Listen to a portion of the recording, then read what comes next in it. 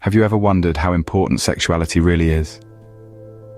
It's an element of our lives that's often overlooked, yet it shapes our identities, influences our relationships, and even plays a crucial role in the continuation of our species. But beyond these biological and societal implications, sexuality has also been a subject of philosophical discourse, a realm where the mind and body intersect in profound ways. One philosopher, Immanuel Kant, had some interesting thoughts on this subject. Immanuel Kant, the 18th century German philosopher, had a complex view on sexuality. Let's delve into his early thoughts. Kant's early writings reveal a perspective of sexuality that may seem somewhat paradoxical to the modern reader.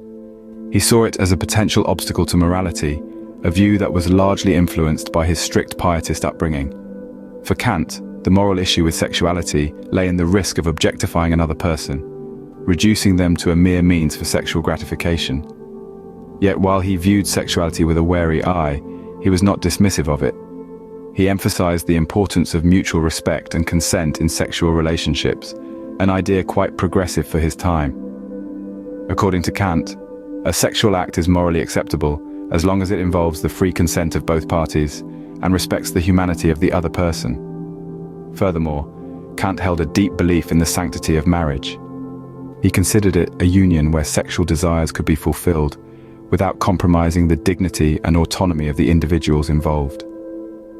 In a marital relationship, the partners grant each other reciprocal rights over their bodies, balancing sexual desire with mutual respect and consideration.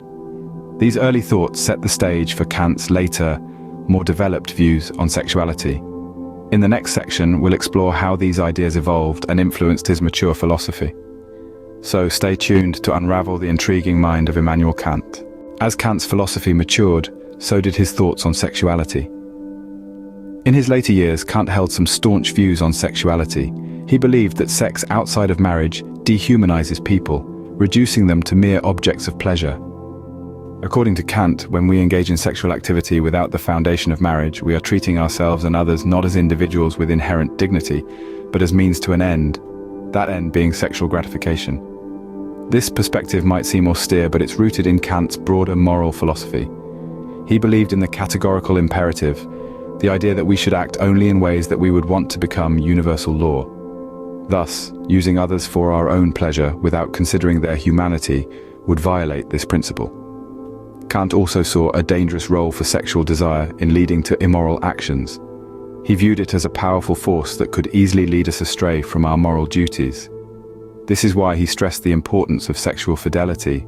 In his view, fidelity within marriage serves as a safeguard against the potentially destructive power of sexual desire.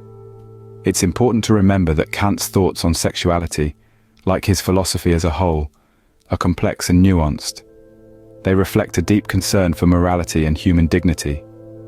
So, whether you agree with his views or not, there's no denying that they offer a thoughtful perspective on the ethical dimensions of our sexual lives.